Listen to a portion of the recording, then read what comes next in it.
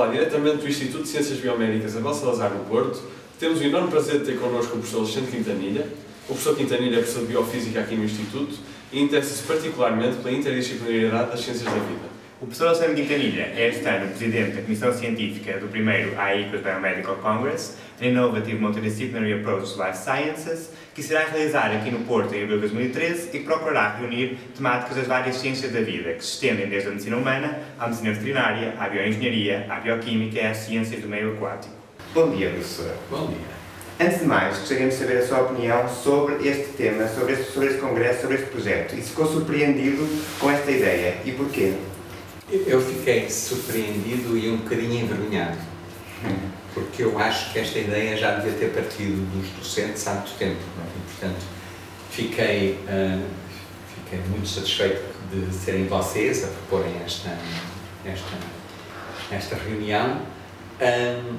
É um tema, como também vocês já disseram, me interessa muito.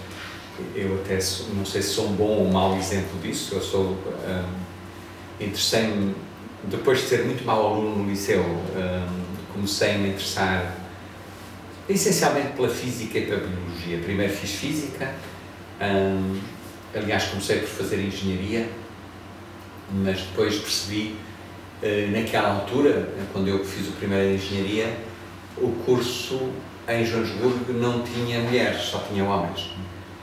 E é um bocado monótono, não é? E ainda por cima eram daquele tipo de pessoas que gostam muito de rugby, e eu não gostava nada de rugby, e que passavam as tardes a beber muita cerveja, que eu também não gosto. E portanto, não tenho nada contra, não gosto. E portanto eu decidi que não era o sítio para estar. Portanto mudei para Física. Era uma turma muito mais pequena, éramos para aí uma dúzia de pessoas, 6 rapazes e 6 raparigas. Era um curso muito exigente, porque era muito puxado, tínhamos muita matemática e física, gostei imenso, tive professores fabulosos. Fiz o doutoramento em Física Teórica, que também gostei muito, mas quando cheguei a certa altura achei que a biologia estava a entrar numa fase. Nós estamos a falar nos anos 70, quando eu acabei o doutoramento, e portanto, a biologia estava a entrar numa fase fascinante, não é? Porque a biologia estava a começar a deixar de ser descritiva, não é? Já não aprendia só de que é que as células eram feitas e que tipos diferentes de células e de órgãos e de organismos e as plantas e os animais. Deixou de ser tão descritiva em termos de estrutura e função e passou a ser muito mais interventiva, quer dizer, a parte toda da genética, a parte toda de nós conseguirmos prever determinadas características e interferir nas características dos seres vivos e fazer previsões sobre coisas que podiam acontecer em doenças genéticas humanas e coisas do género. A biologia apareceu como uma área muito fascinante e eu, logo que acabei o doutoramento, resolvi que queria mudar para a biologia. E não foi fácil, porque eu não sabia biologia nenhuma, né? Portanto, quem é que vai empregar uma pessoa que já é doutorada e que não sabe biologia nenhuma, né? Tinha que começar a aprender tudo de novo. Mas decidi, comprei um bilhete só de ida, em volta, não tinha dinheiro para pagar a volta, e fui para a área da Baía de São Francisco, onde estive em Berkeley, depois estive lá 20 anos, aprendi biologia, interessei-me por questões que têm a ver com o ambiente. Sempre estive muito interessado em questões de museus de ciência. Os primeiros museus interativos de ciência apareceram em São Francisco. Era uma área muito dinâmica nesta coisa da interação da sociedade com a ciência. E também, Berkeley é um sítio em que havia uma enorme riqueza de várias áreas do conhecimento. É um dos sítios mais importantes, por exemplo, na área das religiões. Berkeley tem centros famosíssimos no mundo inteiro para estudos de religiões comparadas, por exemplo, não é? Portanto, há uma comunidade muito interessante de pessoas que se interessam por ciência, por literatura. Tinha lá grandes prémios Nobel de literatura, muito interdisciplinar. Não só do ponto de vista científico, mas também de todas as áreas do conhecimento, não é? Quer dizer, as pessoas... E eu, a pouco e pouco, fui-me apercebendo que as pessoas e os escritores e as pessoas, o conhecimento que nós temos avança muitas vezes quando as pessoas não estão satisfeitas com as respostas que existem. em todas as áreas. Quer dizer, se você em física, em biologia, isso é óbvio. As pessoas fazem perguntas novas, o que é que significa a evolução, o que é que significam, o que são partículas elementares, o que é energia negra. A gente, quando é curioso, faz perguntas, não é? E depois inventa as respostas e depois vai testar as respostas. Mas isso não é só nas ciências chamadas duras, não é? Isso é em todo lado. Quer dizer, os grandes escritores, a gente da literatura, são pessoas que começaram a descrever os personagens de formas diferentes, não é? Se tu leres pessoas, se leres o Shakespeare, por exemplo, e leres um escritor muito mais atual, como o Faulkner, ou como escritores como o Reinaldo Ferreira, que é um escritor que é muito pouco conhecido e que morreu muito novo, a forma deles olharem para o mundo e a forma de olharem para os personagens que eles representam são diferentes. E na religião é a mesma coisa, quer dizer, os grandes nomes da religião, o São Tomás de Aquino, o Santo Agostinho, são pessoas que as pessoas que criaram religiões novas era porque aquilo que estava não satisfazia, queriam fazer outras perguntas, não estavam satisfeitos com as perguntas. Portanto, a interdisciplinaridade, voltando à vossa pergunta inicial, é uma coisa que sempre me fascinou, porque eu estou convencido que o que é interdisciplinaridade? O que é? O que é? Deixem-nos dar um exemplo. Uma coisa é falar de teoria, outra coisa é falar de exemplos. Por exemplo, explicar, um exemplo muito simples, explicar como é que os sinais são transmitidos ao longo de neurónios. É um problema de biologia. É perceber como é que um neurónio funciona. Mas para tu fazeres previsões e tentares perceber se aquilo está a funcionar como deve ser, se não está, tu para teres uma ideia de quais são os processos envolvidos e depois testares essas ideias, tens que saber muita física. Tens que saber o que são gradientes elétricos, o que são gradientes de concentração, como é que isso se traduz em termos de movimento horizontal de cargas ao longo dos axónios. E, portanto, as perguntas que se fazem muitas vezes em biologia têm que ir buscar conhecimentos da química, da física, da matemática, para perceber. E têm que ir buscar, às vezes, analogias da literatura e da filosofia. Quer dizer, a questão da homeostase, não é? Que a gente fala sempre na homeostase. Isso é um conceito filosófico, é um conceito de equilíbrio, não é? Que tanto pode ser físico e ser tratado em termos de termodinâmica, ou pode ser tratado em termos mais de equilíbrio, se tu quiseres, de emoções, ou equilíbrio de forma de estar. Um yin. Exato, um bocadinho. Quase como uma coisa. Que não é científico, mas que transmite uma certa ideia do que é que a gente acha que equilibra. E, portanto, as áreas interdisciplinares têm muito a ver com o facto que a pessoa, para responder a uma pergunta nova, tem que ir buscar conhecimentos de outros domínios, e o mais interessante ainda é quando uma pergunta num domínio faz com que se questionem muitas coisas que no outro domínio já estavam mais ou menos aceites. Quer dizer, a gente achava que aquilo era uma verdade absoluta, não é? E eu tenho muito medo das verdades. Eu tenho muito medo da verdade escrita com V grande. Não é? Eu acho que a verdade é escrita sempre com V pequenino, que é para não sermos arrogantes, não é? Porque a gente pode descobrir que daqui a uns anos não é bem aquilo, e isso a história está cheia de dizer portanto. Portanto, a interdisciplinaridade. Exemplos históricos de interdisciplinaridade nas ciências da vida, importante. Não, exemplos históricos. Em termos de relação com a física, uma descoberta da física. Há imensos. A química, a mesma coisa, quer dizer, a bioquímica não existiria se não houvesse um interesse dos dois lados, das pessoas perceberem como é que as células funcionam, como é que os organismos funcionam, e depois saber quais são os constituintes da matéria que interagem uns com os outros. Não é? A mesma questão toda a ver com a física, por exemplo, da percepção. Como é que a gente transforma sinais que são de luz ou de som em conhecimento? Como é que a gente transforma isso em linguagem que depois a gente percebe que tem a ver, se não houvesse sons, como é que a gente comunicava? Não é? Podia ser por escrito, o aparecimento da linguagem, o aparecimento da nossa noção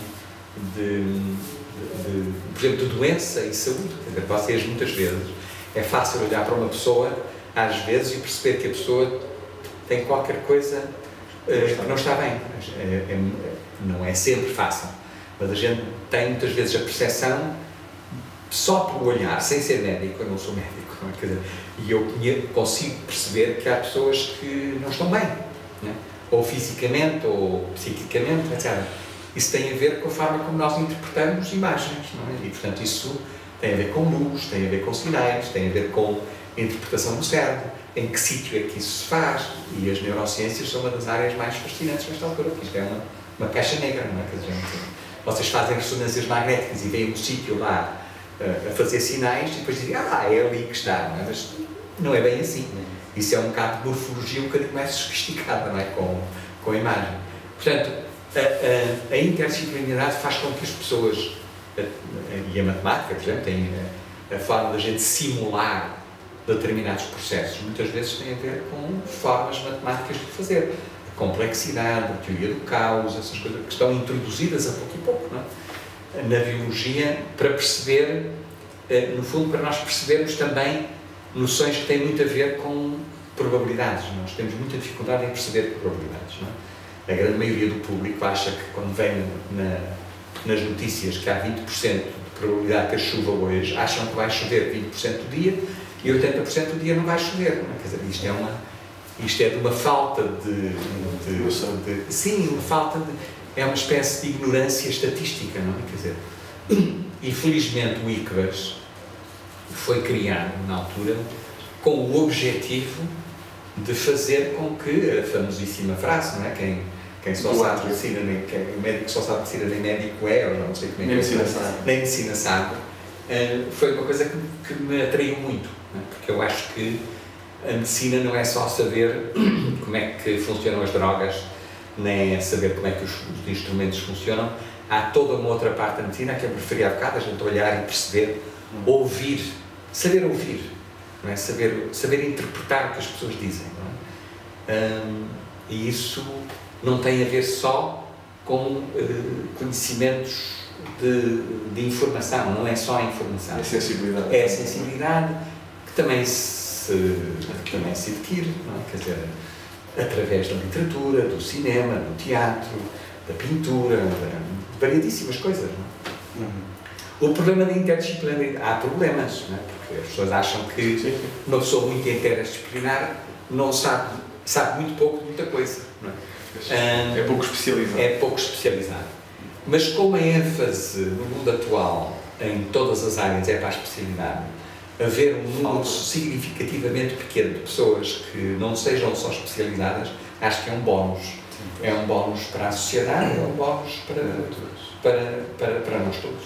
E daí também a oportunidade deste congresso, para o qual imagino tenha sido com agrado que recebeu a proposta de chefiar a Comissão Científica. Mas por que razão é que acha que os organizadores do congresso o escolheram assim para desempenhar esse cargo?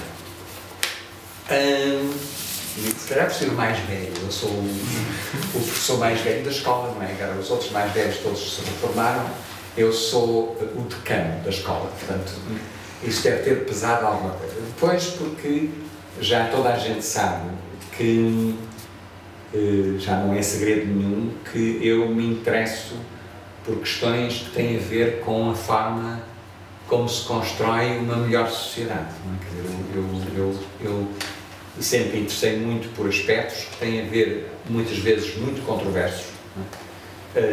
Nas sociedades atuais, e que têm a ver com questões muito ligadas à compaixão, não é? Quer dizer, a gente perceber que os drogados não são criminosos, são doentes, que há questões por exemplo, eu estou agora na Comissão da Procriação Medicamente Assistida e é muito interessante perceber a importância que isto tem para casais que não conseguem ter filhos de outra maneira. E o que é que deve ser feito para que isso seja alargado a toda a população, que não sejam só casais heterossexuais que possam ter filhos. Se houver mulheres que queiram ter filhos, porque é que elas não vão ter acesso a isso? São tudo questões, às vezes, fraturantes na sociedade, que as pessoas não estão todas de acordo, mas que envolvem diálogo e discussão, e as pessoas conseguirem respeitar, mesmo sem estar de acordo, com outras opiniões diferentes delas.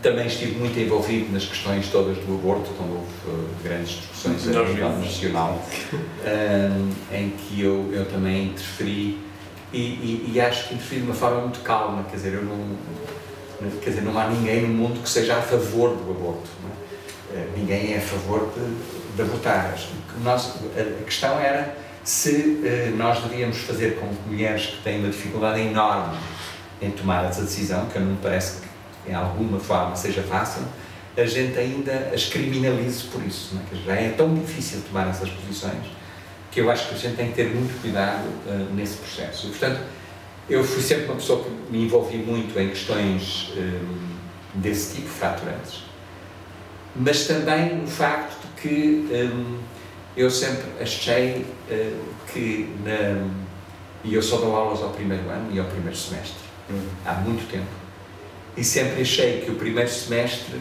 do primeiro ano devia ser mais ou menos, como é que se diz, coordenado para que a química e a matemática e a física e a genética, vocês nas aulas percebessem que os próprios docentes falam uns com os outros e que arranjam problemas numa área para explicar noutra. O professor acha então que há necessidade de se fazer mais esforço para que o conhecimento transmitido aqui na faculdade adquira cada vez um caráter mais global e mais interdisciplinar.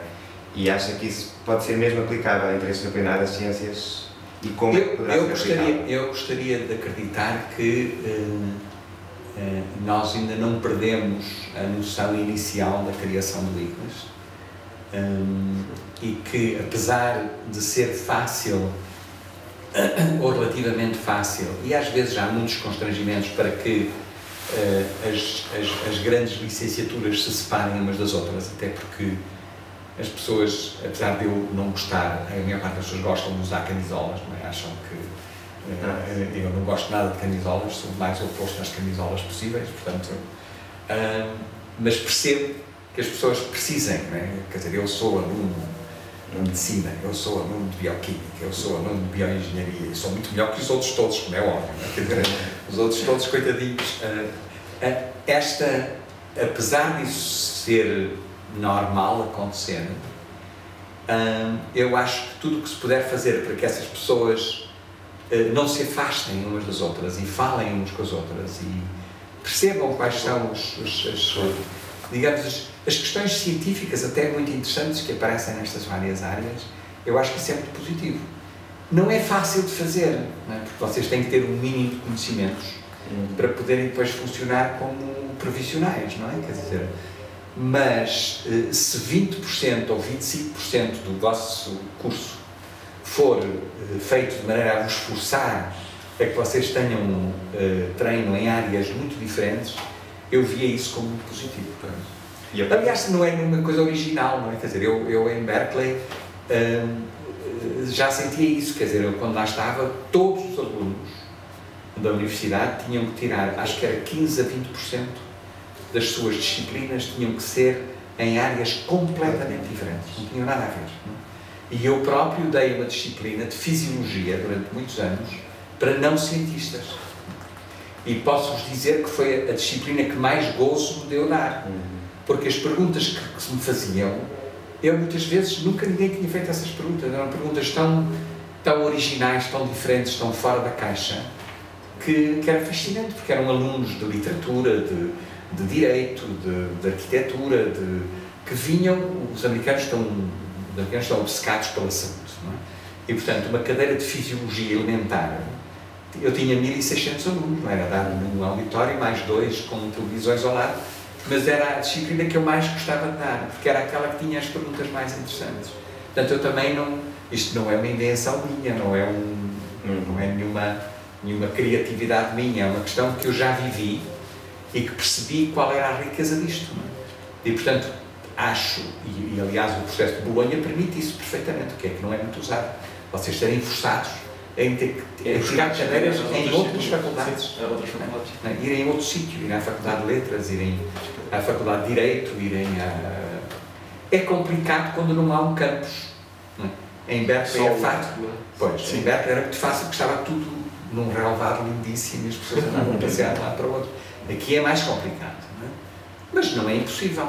E eu sei que há alunos que fazem, que vão tirar, como é que se diz, vão tirar créditos para outros sítios. Eu acho que é muito útil, é muito mais do que útil, eu acho que é uma aprendizagem de vida, não é? Quer dizer, vocês... Uma questão quase humana, não é? É, porque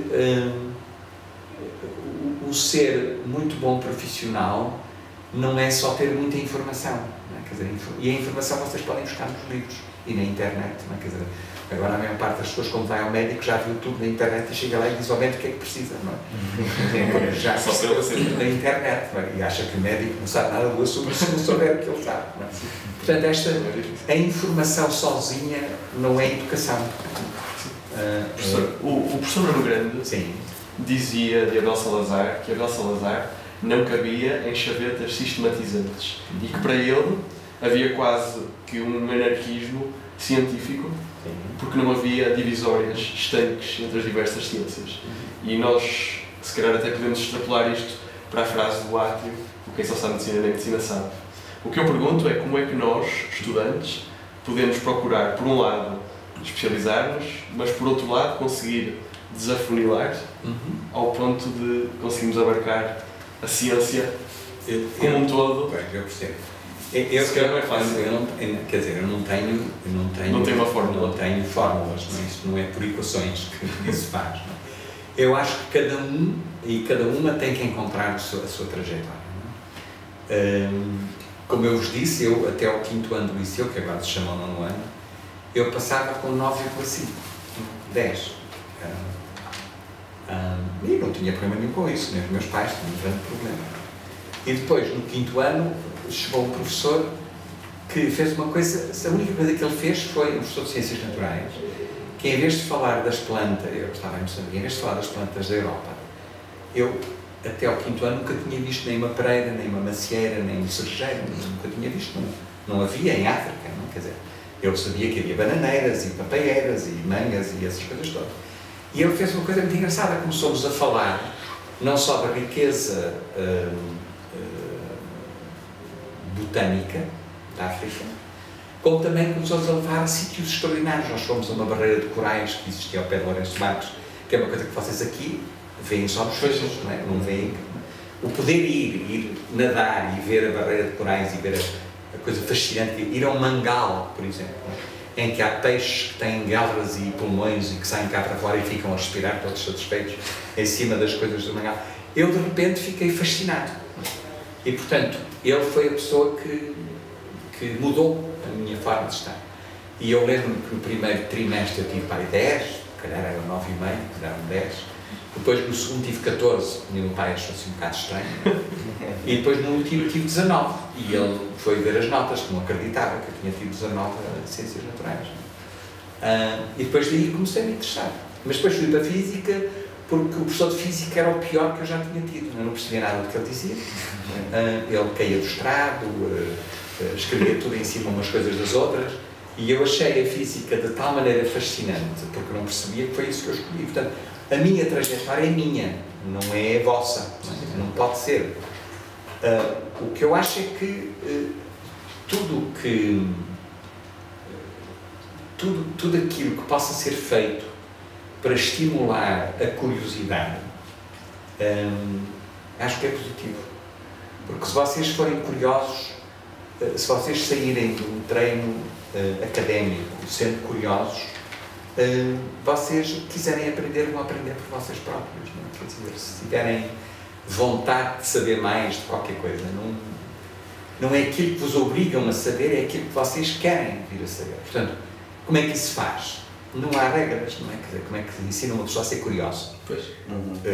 Só por analogia, não é? Quer dizer, vocês têm que começar a admirar ou ficar fascinado com pessoas que são curiosas, não é? E pessoas que, por esse motivo, dizem, também é possível.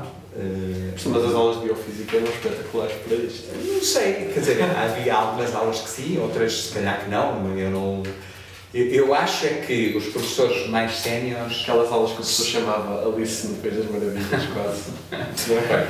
Mas isso, no fundo, eu também estava a fazer um esforço para... Porque a maioria de vocês nunca leu Alice no País das Maravilhas, imagino eu, nunca leu.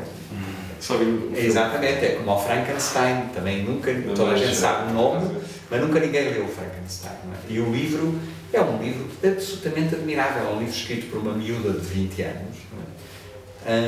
em que transforma a criatura, o monstro é a vítima.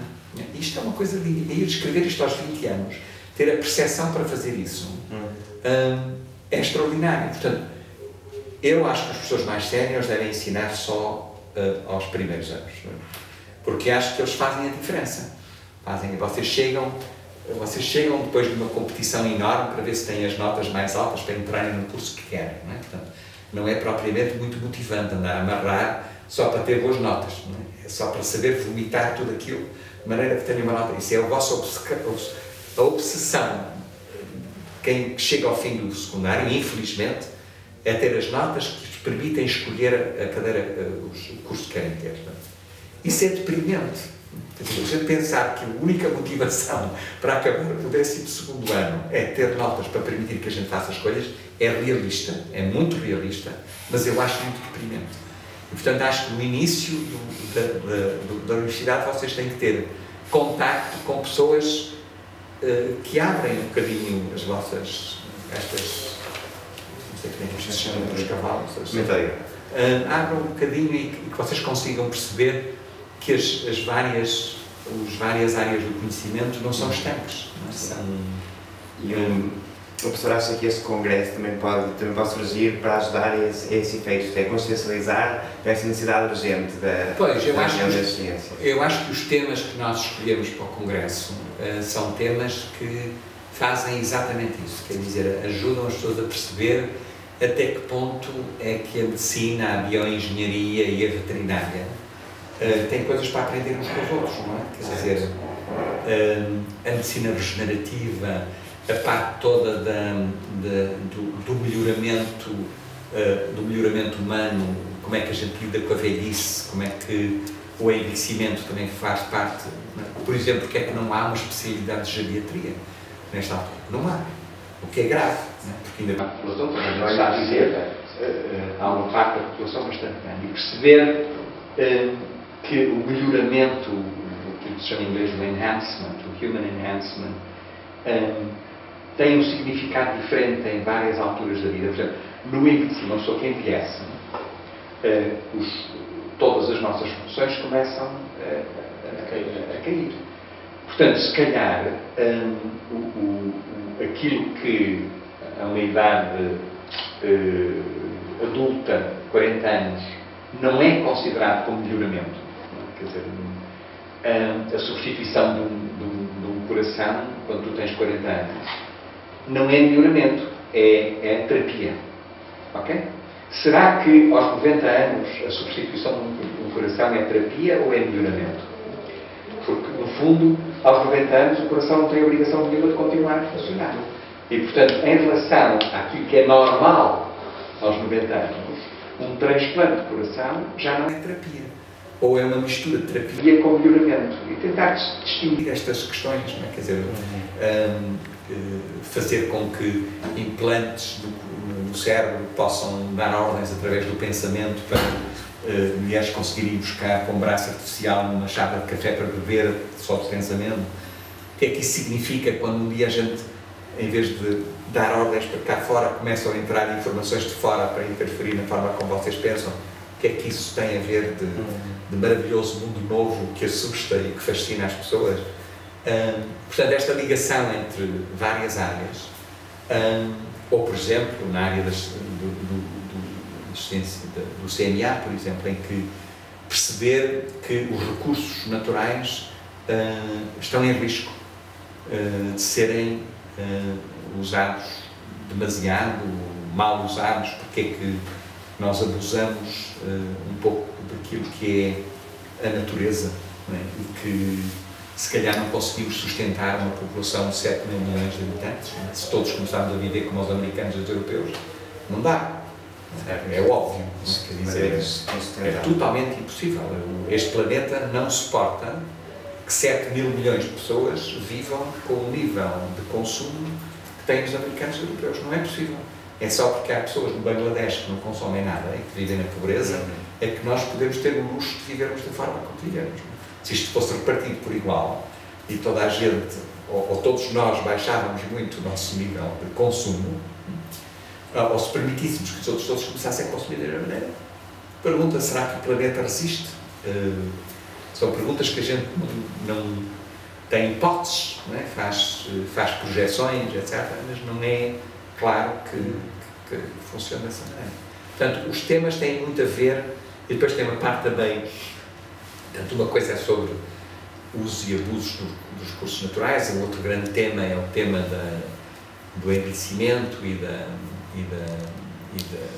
do melhoramento humano, questões relacionadas com o ser humano em si, e a forma como nós olhamos para ele e a interação com o resto do nosso ambiente. E depois há uma outra grande área que é as questões todas de ética associadas ao conhecimento. O que é que a gente faz com o conhecimento? Também tem a ver com os usos e abusos do conhecimento, não é? Até que ponto é que o conhecimento, eu dou sempre este exemplo que parece um bocadinho infantil, mas que ilustra aquilo que eu queria dizer, quer dizer, por exemplo, ninguém é contra a eletricidade, não é? Quer dizer, há muita gente contra a energia nuclear, mas não há muita gente contra a eletricidade, a gente não vivia sem eletricidade, não é?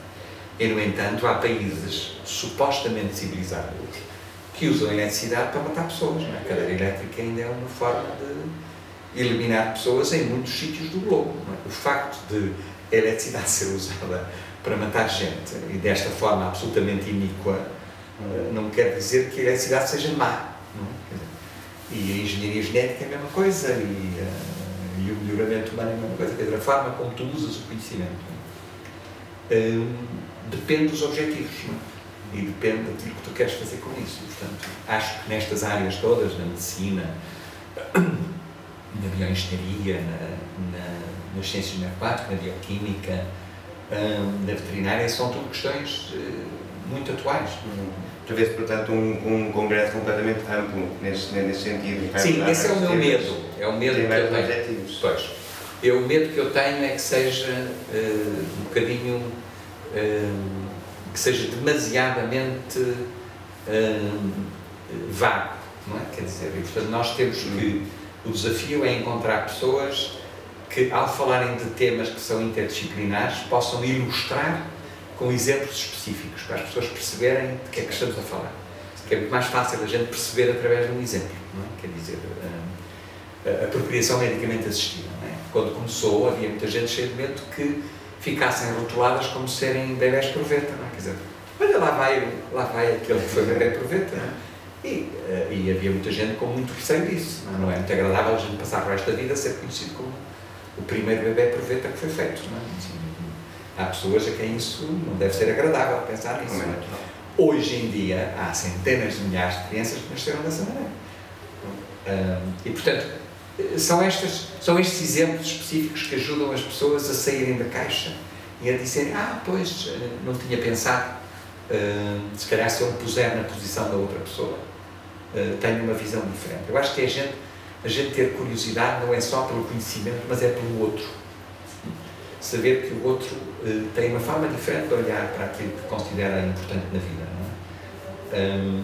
Das mais variadas formas, não é? Em termos de relacionamentos humanos, em termos de religião, se quer ou não quer ter, que tipo de religião, como é que lida com a religião, como é que lida com o conhecimento, como é que lida com o poder. O que é que a gente faz quando tem poder, não é? Pode abusar, isso é uma questão ética, não é? Quer dizer, como é que a gente... E toda a gente tem poder, não é? Quer dizer, os professores têm poder sobre vocês. E como é que se lida com estas questões? Portanto, eu acho que o que vai ser feito, vai tentar ser feito, é dar exemplos específicos de situações que ilustrem os dilemas. Claro. Sendo assim, o professor recomenda vivamente a participação neste congresso. Óbvio. Sim. Aliás, eu acho é que vocês deviam recomendar vivamente que os docentes fossem ao vosso congresso, não é? Porque, em princípio, não me parece que seja necessário enfatizar a importância para vocês jovens. Muitos de vocês às vezes vêm ter comigo e dizem: professor, acha que eu estou no curso certo?